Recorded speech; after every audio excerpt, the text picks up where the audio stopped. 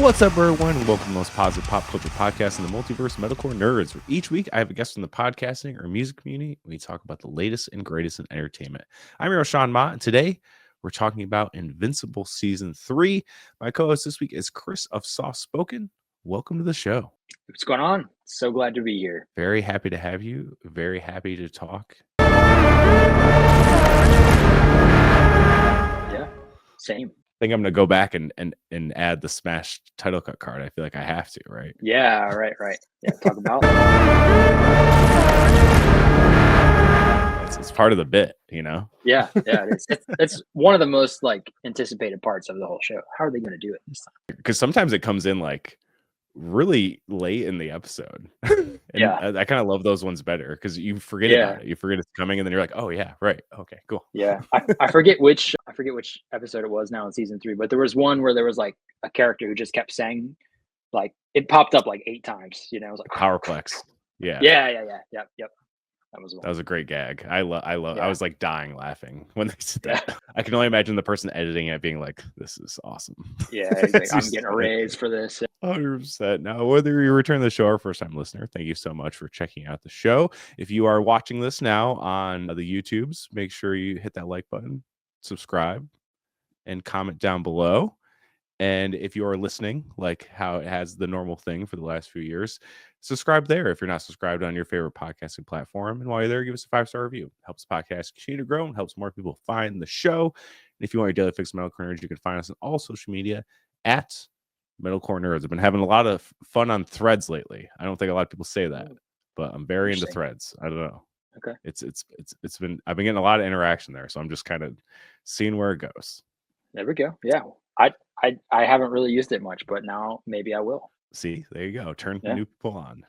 There we go. Obviously, still have Twitter, and I will still continue to call it Twitter, but it's kind of like being on a ship that's burning and sinking simultaneously, just waiting for the day where it finally goes underwater. Yep. Same. I'm a passive viewer, just watching the fireworks, you know. So. Yeah, usually I just post and kind of leave it alone. I will comment back if people comment towards me, but yeah, I don't really like being on that app as much as I used to. You know, it's kind of wild. Yeah, it is. It is quite wild. We're going to kick off the pop culture talk with now watching. Now I'd like to see what the guests and I have been watching, whether it's TV, movies, in the theaters, at home, new, old. So, Chris, what have you been watching? Few things. I just finished the Penguin series. Oh, okay. Hell yeah. Really good. And then I have a 7-year-old son, so recently got him into Dragon Ball Z. So I was a huge Dragon Ball kid, and I haven't really watched it, you know, in order in a long time. But so we're in the Android saga right now, and it's kind of cool going back, being older, and kind of taking in stuff that I didn't remember, you know. So that's been fun. We started watching a lot of kid shows. Really been watching Knuckles, the Sonic. So what do you think about that show? It's good so far, you know. It's more for him than for me. So, but yeah, been in that. Mostly big into Dragon Ball, and like I said, I just finished Penguin, so kind of looking for a new emotionally intense, depressing show to dive into. So, oh boy, do I have a list for you. Let me hear it. Number one, I'll just start off with the show that probably you've heard so many times because it's just about to end its second season. That's Severance. Yeah, it's the biggest show in TV right now. It is there's no. It surpassed Ted Lasso as the most watched Apple TV show in only 2 seasons, and it wasn't even when the whole second season was out. Compared to 3 seasons of Ted Lasso, if that is any barometer for you.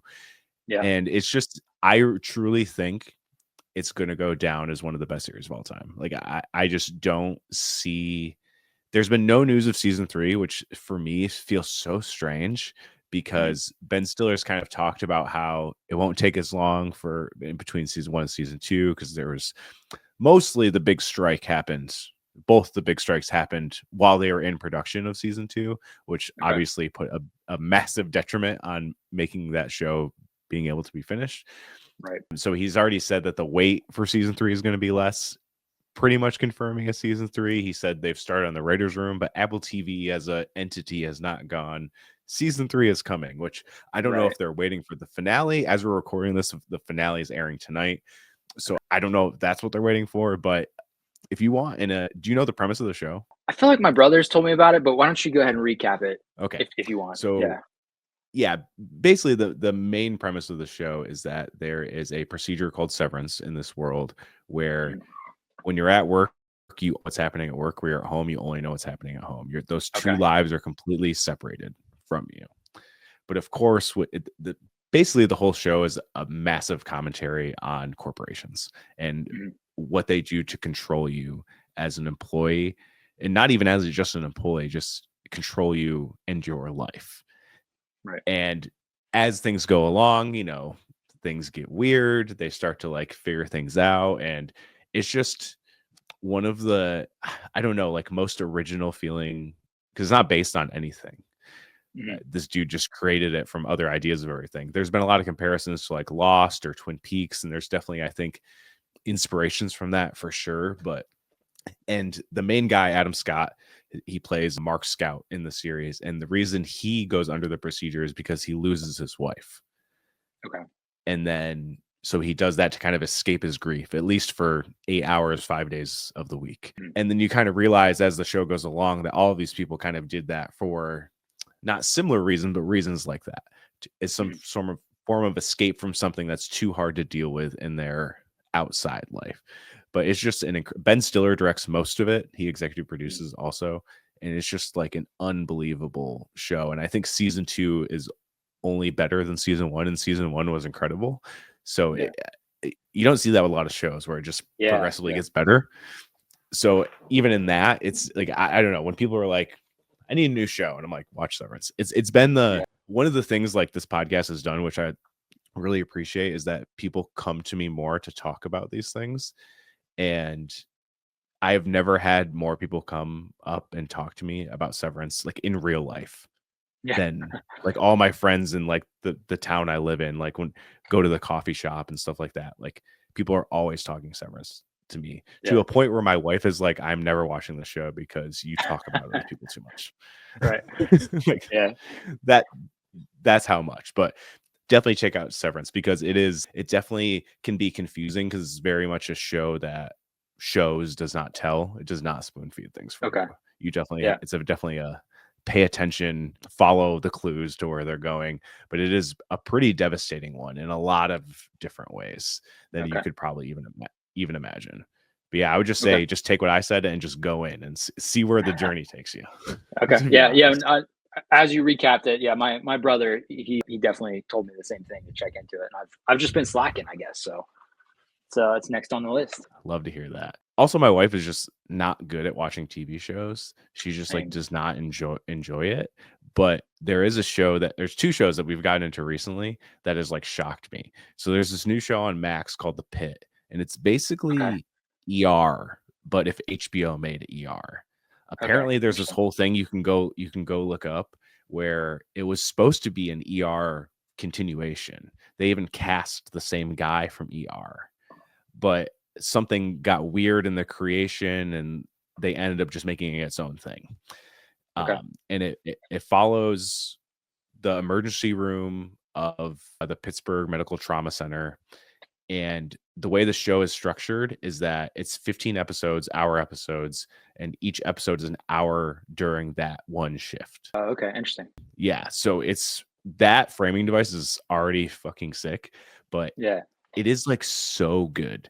And I think my wife likes it because she does have ADHD. And this show and The Bear both have this in common, where it's just like anxiety the whole time, because everything just happens so fast, and it's just like thing to thing to thing to thing. There's no real like reprieve in anything. It's just like go, go, go, go. And I think that's what gets her so engaged, because it's so funny, because usually I just watch stuff at night. She'll be reading, and I was like, hey, I'm gonna put on the show about this ER show. And she's like, yeah, okay, that's cool. And then she started watching it, and I saw her and like her book was down and she was paying full attention to it. And she's like, I hate you for getting me into this show. But now it's like we're caught up, and new episodes, there's only a few episodes left, but new episodes come out Thursday. So it's like now we're like Thursday night, The Pit. Yeah. It's been awesome. Is it graphic? That's so like my wife, she can't watch stuff that's like bloody. Like I try to get her to watch Invincible and she's just like, I can't. Even a cartoon. Is it like you know how CSI would have like the slow-mo body ripping apart kind of stuff? Does the pit go that It's crazy or it's pretty brutal at okay. points. All right. Not all the Well, I'd have time, to but be. there's definitely parts where you're like, "Oh my god, I can't believe they're showing that on TV." Yeah. Whoa. I mean, it's not real TV, you know, it's Right. HBO. So when I said it's like if ER made HBO, it's like if ER made HBO. Yeah. It's Makes even it the first episode, I was like, "No." yeah. Lots of those moments where you're like, because it'll, I mean, it's like being in an ER. So it's like things are kind of fine. You're just monitoring stuff. And the next thing comes in and it's like this dude's leg is all messed up. And you're like Yeah. seeing a bunch of wild stuff. Yeah. Okay.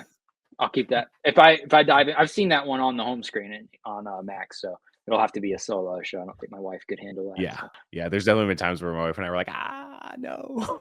Right. But that stuff doesn't super bother us. Like we Right. watch like, you know, action. I watch horror movies, so it's like Yeah. that stuff. I'm usually like, yeah, that's whatever.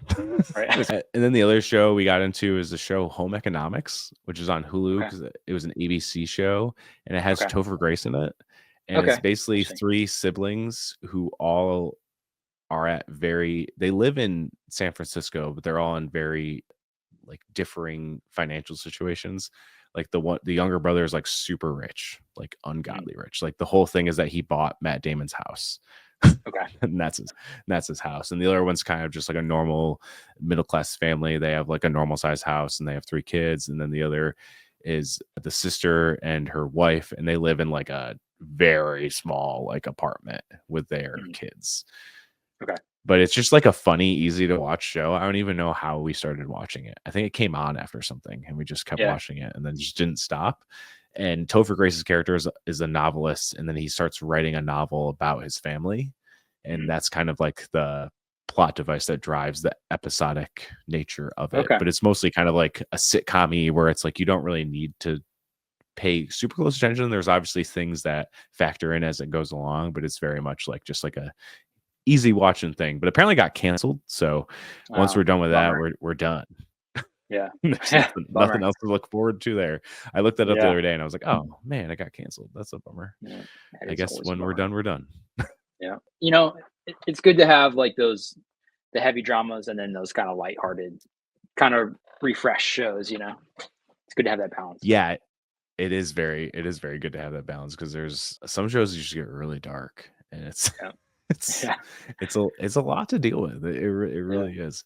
I did start this happens to be like I think it's one of the Netflix shows that just ends up popping throughout the year because they release so much stuff. I feel like everything gets lost in translation. But this new show, Adolescence, came out. It's a limited series. I've only watched the first episode, but it's every episode is shot in one take, one continuous take, Okay. which is wild. That is crazy. Because it's not like what the show thrusts you into this like family, and their house gets like busted into by like police and SWAT team, and they arrest this 13-year-old boy for murder. And the whole first episode is him getting arrested, him getting taken to the station, and then his parents kind of figuring out what's going on. And kind of the end of it is, without like giving too much away, is kind of revealing how maybe the murder happened. So I'm already kind of like locked in, but it just follows the characters as they go around and doesn't cut away. So it kind of adds to like the anxiety and the uneasiness and the uncertainty of the show. I started the second episode, which seems to happen. It starts off in the school where the little boy is from. And that's been like cool too, because you're like going through classrooms and there's like people playing music in like a band classroom, and they're like closing the door. And it's like the work that had to go into the show to make this happen is insane. Yeah, like it's crazy. And that's how I heard about it, because I heard each episode was shot in one continuous take, and that's kind of been the main thing that blows it up. But everyone's been like, it's really good. I tried to start it like last week, but I don't think I was in the right mind frame at that point. It was the same with like Baby Reindeer last year, where I started it and I was like, oh, this is gonna be really like dark and creepy. And then when I finally revisited it, I was like, wow, this is darker than I ever could have imagined. But I think this is kind of like this year's that. Okay.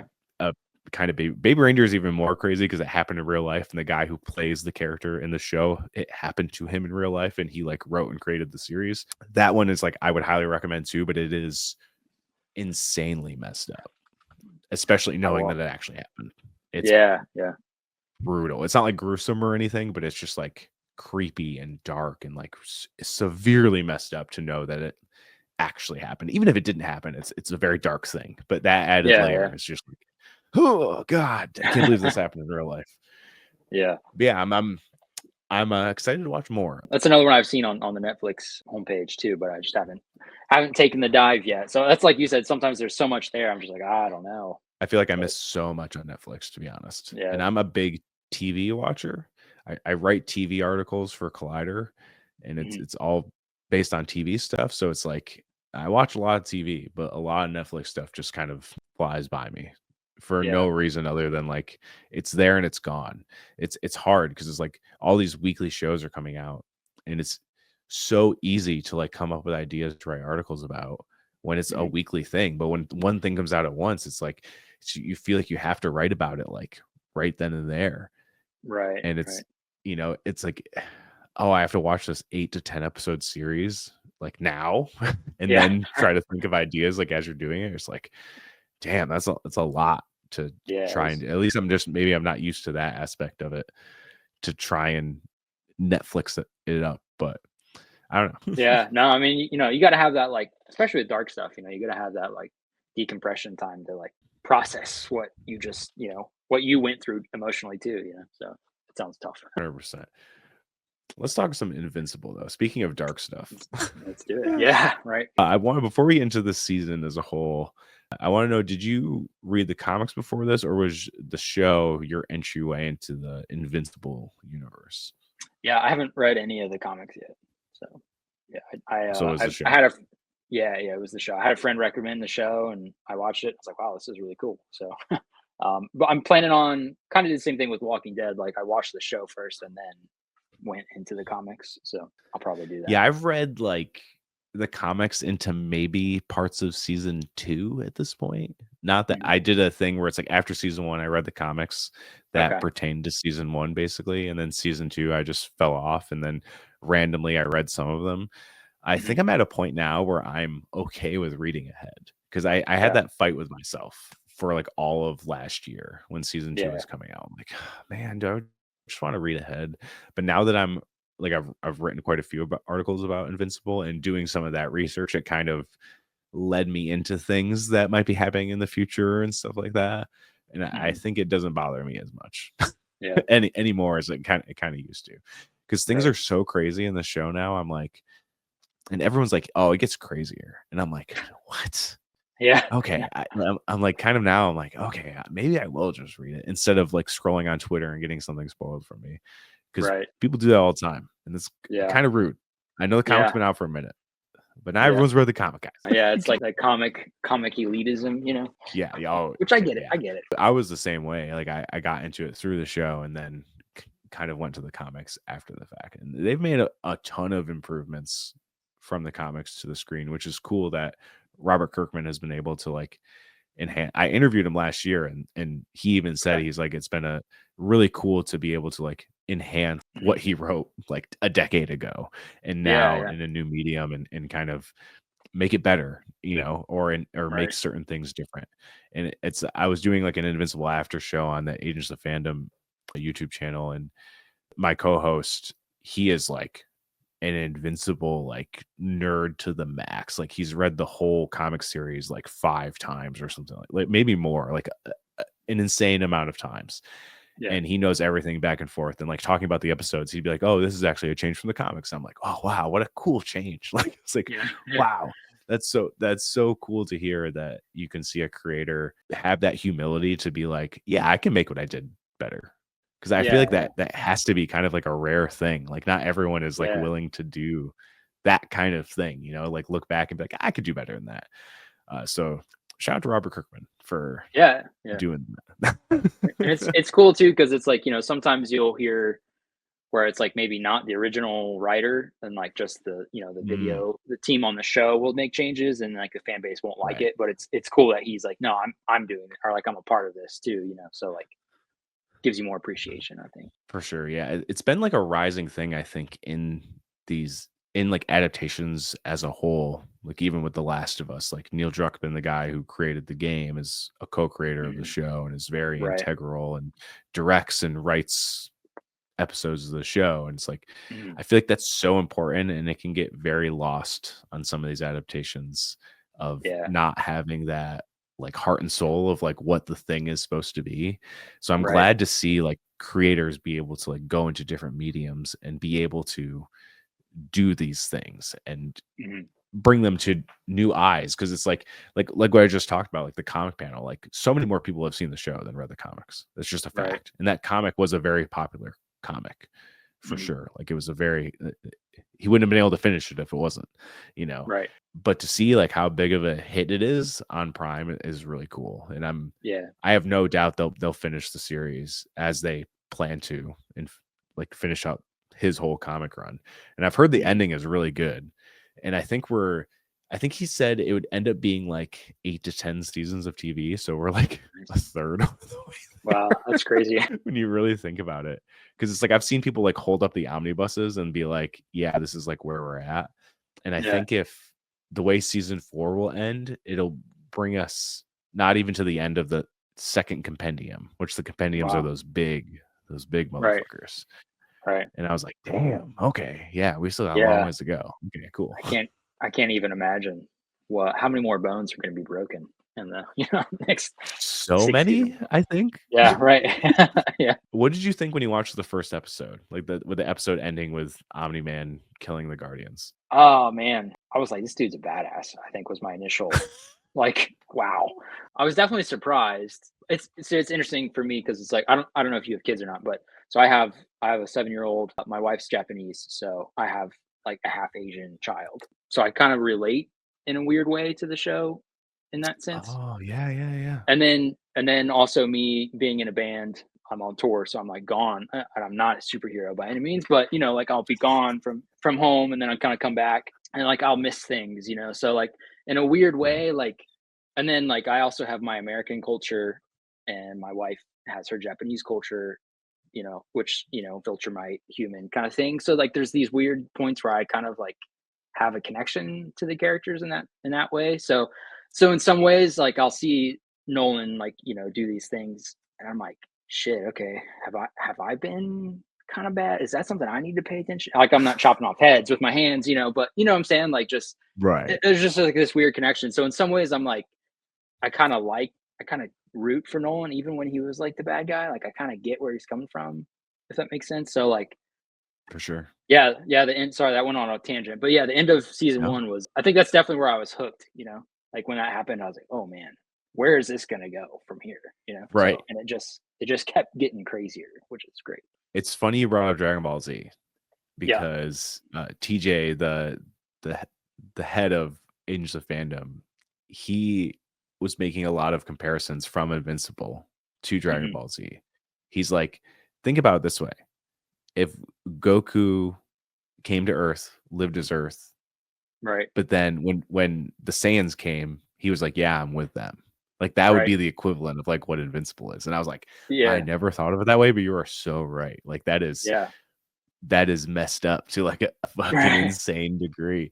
You know, it's Yeah, it's it's it's like the worst fear of Superman. You know, Superman right, comes as an alien. Everyone knows he's an alien, but he's this big hero. But there's still those people that are like prejudiced against him because he is an alien and he's all right. powerful. And they're like, well, what if he turns? And it's like Robert Kirkman answered that question. Yeah, This is what yeah, would absolutely. happen if Yeah, Superman was actually evil. yeah, But again, going to your point, the show has proven that he's not evil per se. yeah, Of course, he did right. some very bad Definitely did. things. Yeah, yeah, yeah, yeah. It's that Very fun bad question of things. morality, I guess, but Yes, but yeah, and I mean, I remember even watching season 1 and just like, there's definitely tie-ins to like superhero culture that existed before that comic for book, sure. and kind of I think Robert Kirkman showing his respects to things that came before him, and I think it's cool how they implemented these other characters. I'm like, wait a second, this kind of reminds me of so and so, and then he gets his head chopped off. You're like, oh, okay.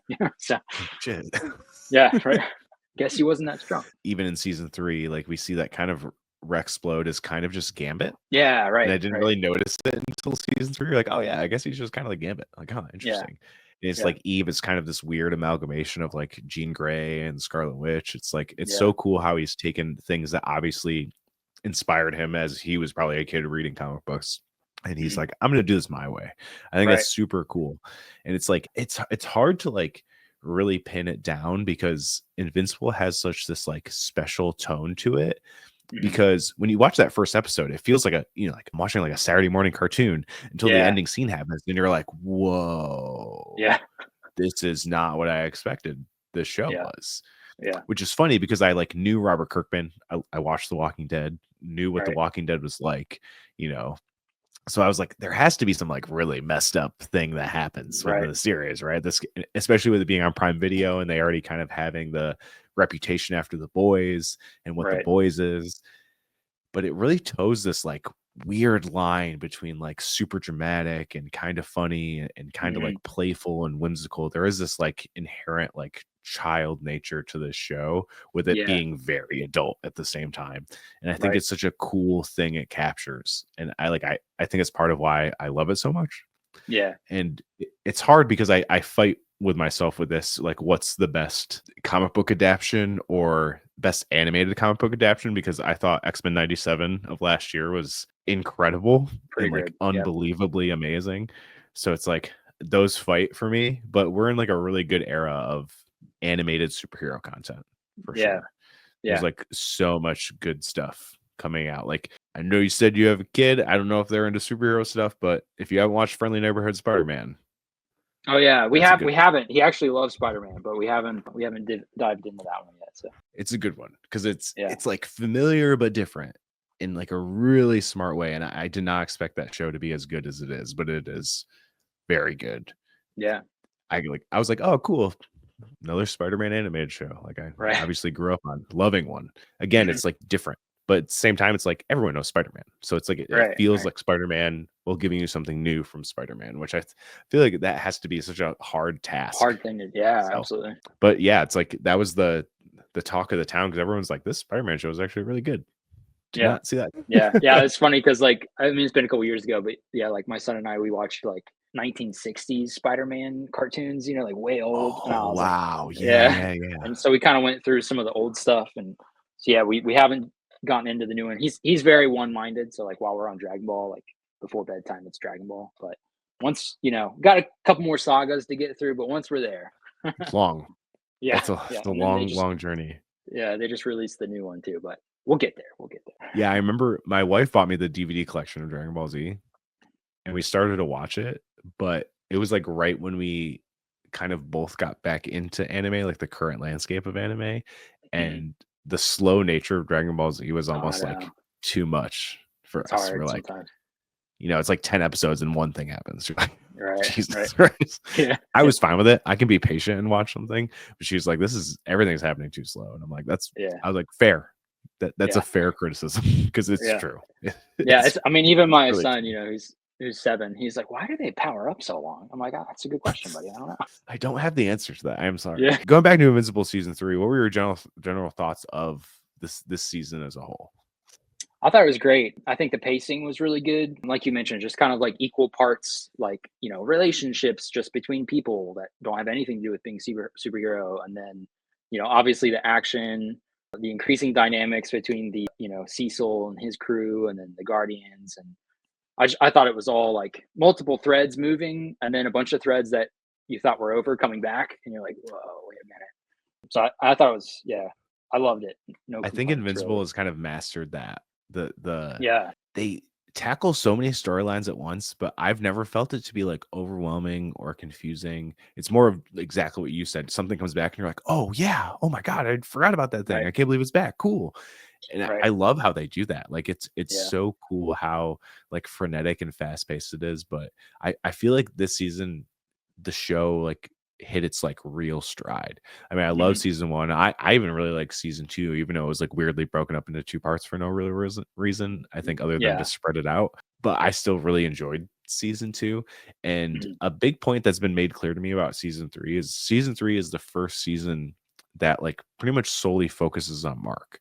Season 1 is obviously like Omni-Man and Mark. Even season 2, it ended up being a little more Mark, but there's a lot of Omni-Man in there too. And this is the first season. It's like, this is Invincible's show.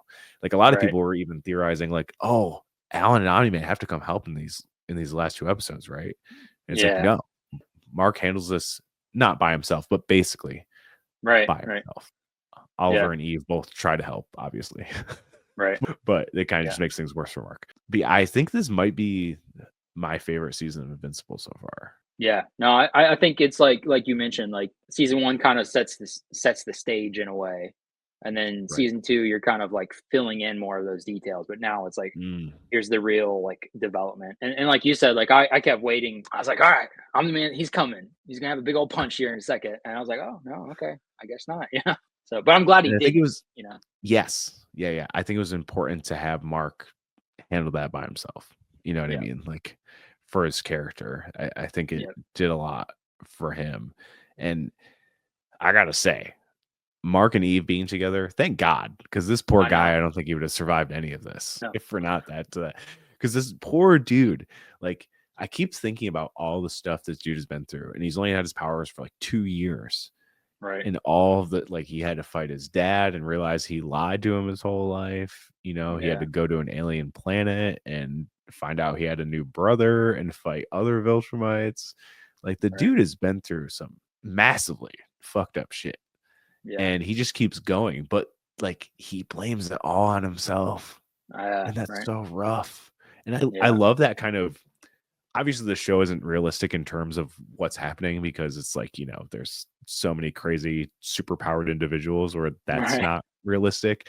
But the way he handles like what it would be like to be a superhero feels very real. Yeah, because he's definitely like, with great power comes great responsibility. It's like this show is like the definition of that. Yeah, absolutely.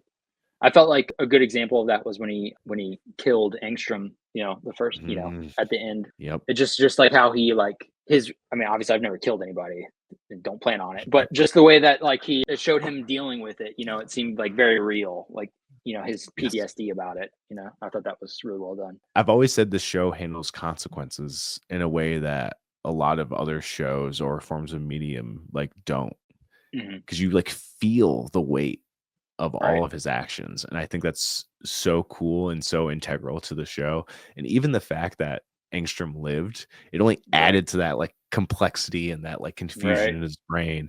And you're like, if I would have actually killed him, none of this would have happened. You know, like that's some dark stuff to deal with. You know, you thought you killed this guy, and then he didn't, and he came back with 15 evil versions of you. I know. Yeah. And what's crazy too is like, you know, when he kind of says that at the end, and it's like Oliver who kind of like said that one, you know, is like, just kill him. And, you know, in Mark's mind, he's like, oh no, I can't do that. But then he's like, yeah, mate, you were right. You know, and that's also a crazy thing to be like, my little brother might be right about just killing people. You know? I've heard Oliver in the comics is a little more of a menace. Yeah. And they've made him a lot more likable in the show. But even when he's like, when he kills the Mauler twins, and he's like, they're bad people. We're getting rid of them so no one has to deal with them. And you're kind of like horrified that this child just murdered these two beings.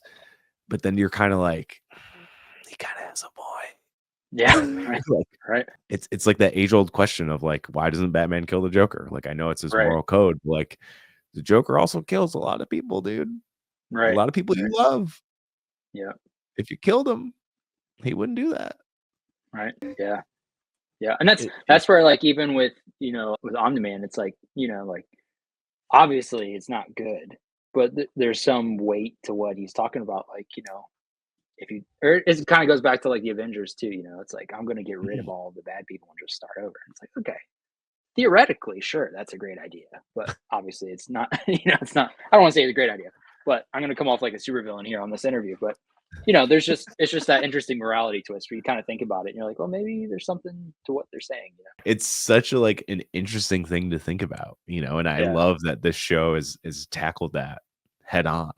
Yeah. And it culminates in season 3 with being like, if anyone ever gets in the way of the people I love, I will kill them. And that's such a insane thing to end on. Right. You're like, that's your hero. That's the hero of this Right. series. And he's like, anyone gets my way again, dead. Yeah. And just think about the things like Cecil keeping Conquest alive. You know, when he finds out, like, what does that mean? Yeah. You know, there's a lot of implications they're setting up within just in that statement alone. And you know it's serious when there's no like after credits. I Like, know. stinger I was usually waiting on it. is, Yeah.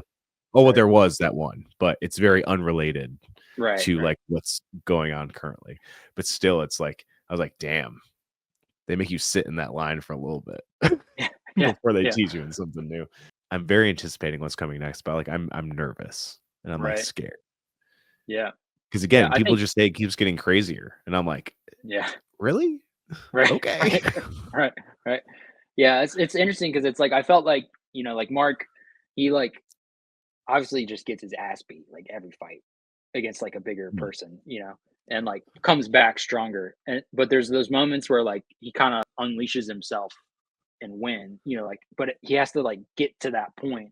And by the time he gets to that point, all these other people get hurt. And it's like, it'll be interesting to see moving forward if he doesn't have to go through all of that and he can just kind of unleash the beast, so to speak, But then it's like the more he does that, does he just become what he's trying to fight, So yeah, exactly. His biggest fear is becoming his dad.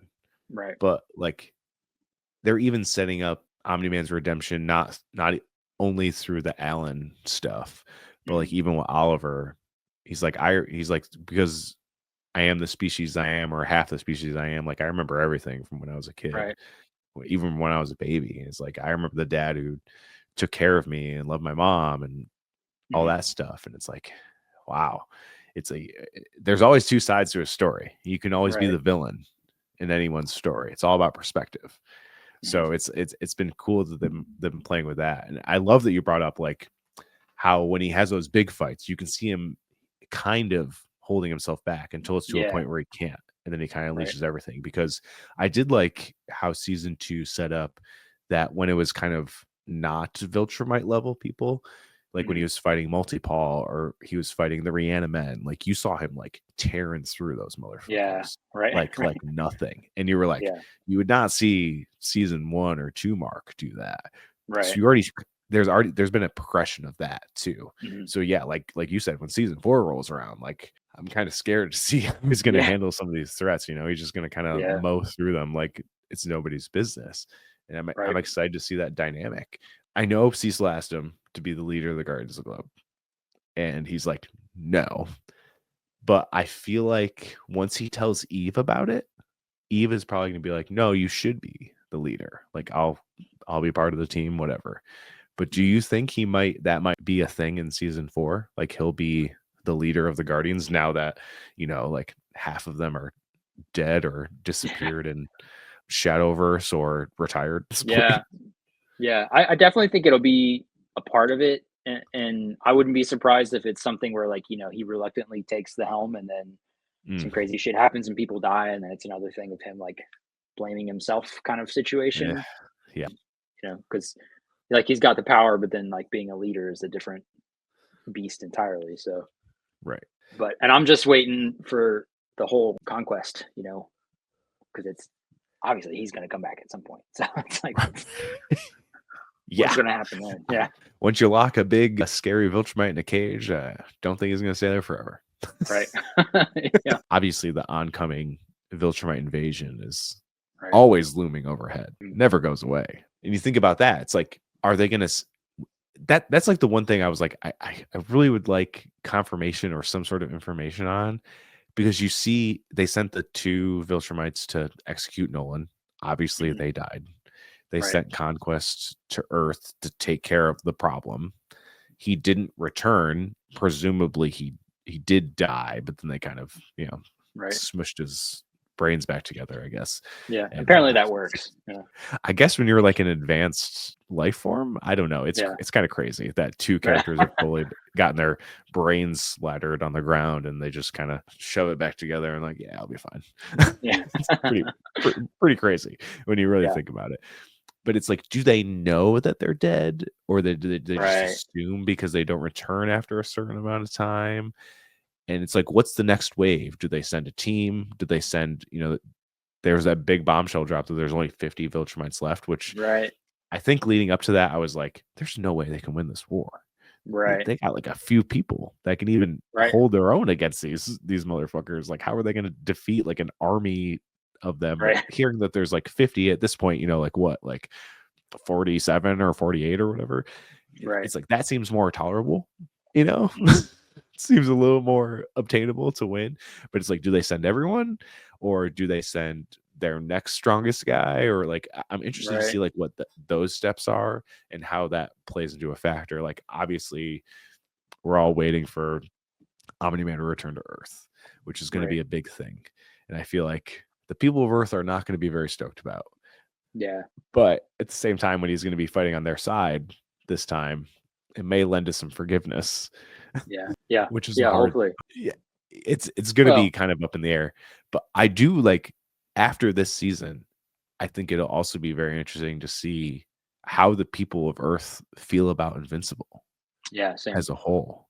It's like they just saw over a dozen of people that look just like him come to destroy a lot of places on Earth, and then there's that big fight right after, and it's obviously he came to fight Invincible. So it's like, I don't think the people are going to be very fond of Invincible next season.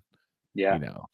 That's, I had that thought, like as they were having the fight, Mark and Conquest at the end, and it's just a repeat of his fight with Omni-Man and just destroying things, and it's like, I think Cecil told him at some point, he's like, wherever you go, destruction follows, it's like, you can't really argue that. Yeah, it's, and I saw someone post a really funny, like, meme kind of like funny video, and it was someone at a beach and they were like, finally got out of Chicago, so happy to get away from the mess. And I was like, oh no, they're talking about like they're at the beach and then Conquest goes to the beach. I was like, that's brutal. Yeah. So brutal.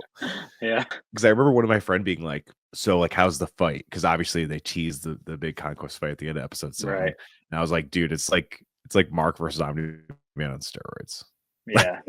Yeah. It really is. It's like so much worse.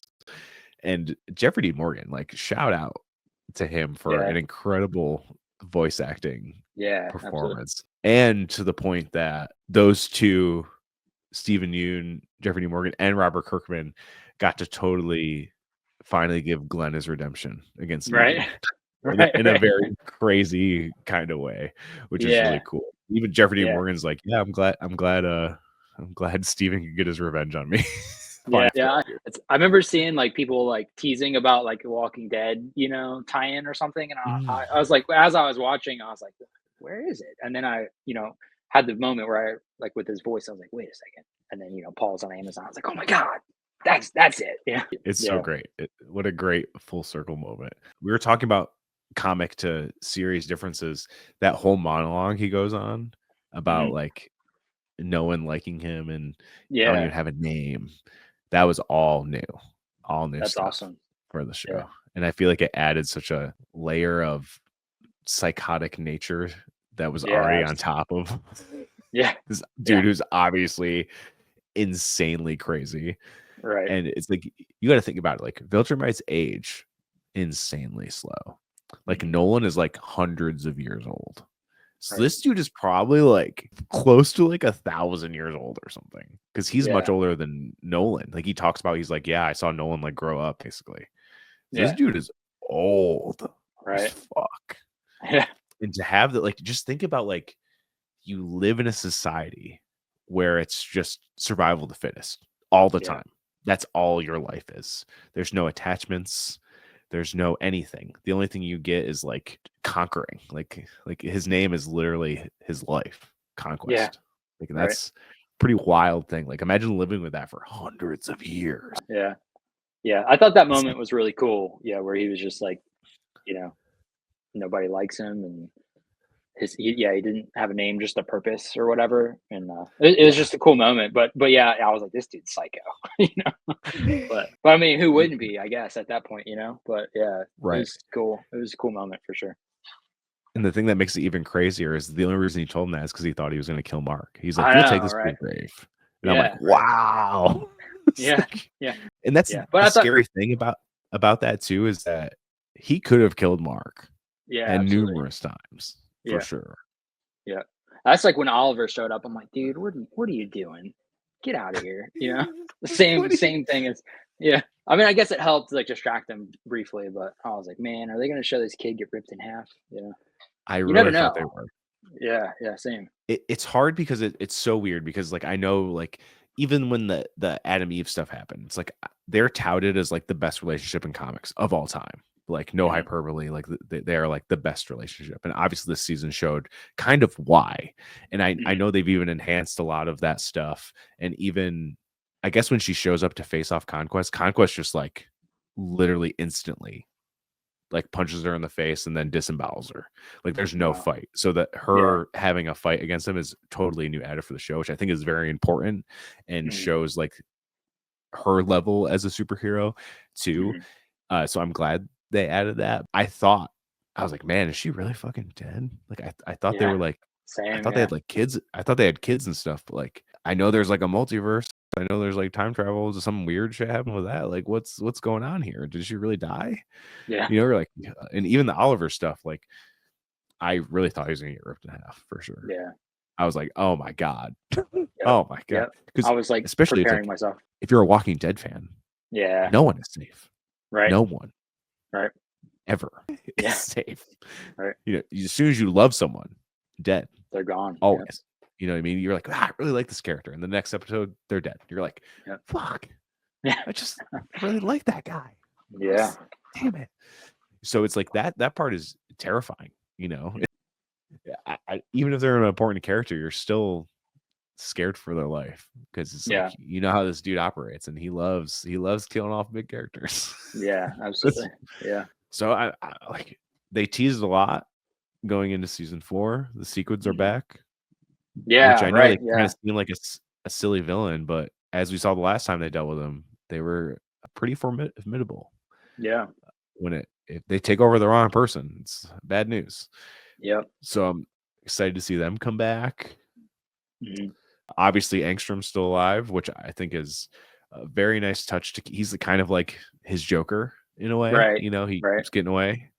I like that because it's like every time he comes back, it's like he just gets scarier.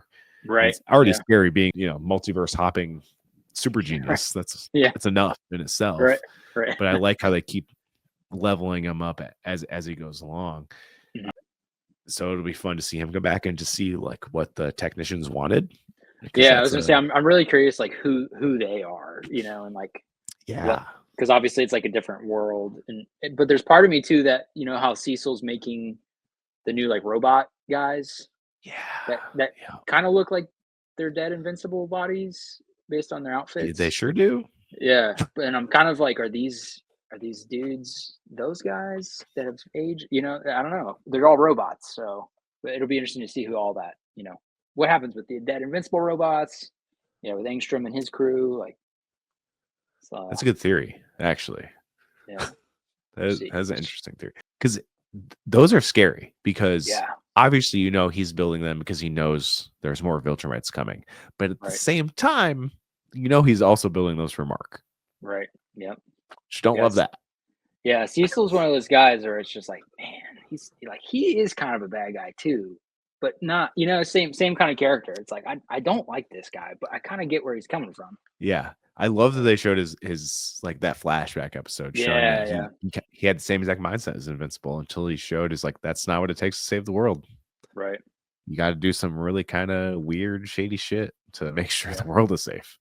Right. I don't think saving Conquest was the right answer for that. Yeah. Personally, I think that was a pretty silly choice on his part, but we'll see how that pans out for him. Probably next season. Yeah, right. Damien Darkblood, who was in season 1, then got banished to hell. Yeah. This whole thing is totally new. There was apparently it was something that Kirkman wanted to do, but I guess so when he was first writing the beginning of Invincible, the Nolan reveal wasn't until like episode or like issue like 27 or something. And I think an editor at Image was like, nah, dude. He's like, if you don't reveal it sooner, you're not going to get to episode 27 or issue 27. Yeah. So he ended up moving it further. And obviously Damien Darkblood was like a big kind of like foil for Omni-Man in a way, like figuring out what really happened. So I think that story probably got sidelined when they switched things around. But it seems like it's going to be the person he was talking about is Mark. Yeah. And he's gonna bring Mark to hell, and Mark's gonna have to fight his way through hell, which is pretty sick. Yeah.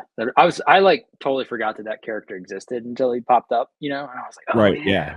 I think he's an interesting character. So yeah, that'll be it's just like a whole so now we've got like robot Invincibles, we've got all the other Invincibles who are like on a different planet or multiverse. Chilling.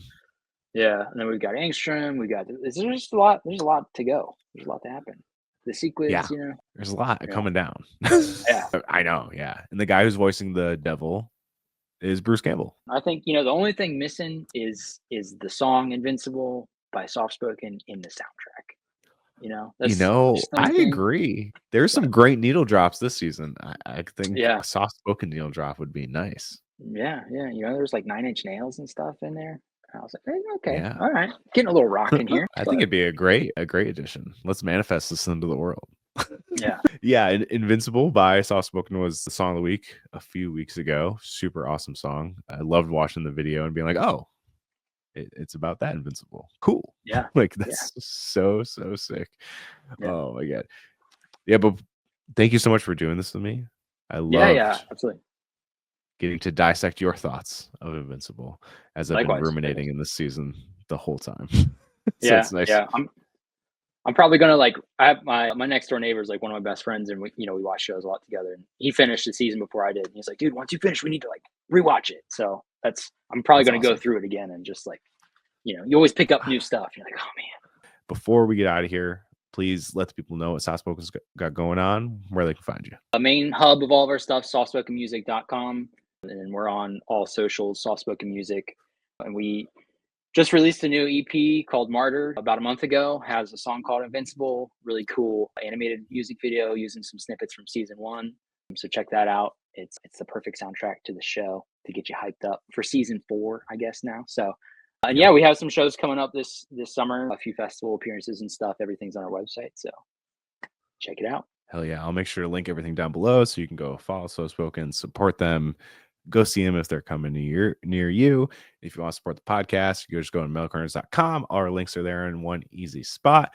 If you want to follow me on a personal account, which is @SeanXMott on Instagram and Twitter. And until next time, see you later, nerds.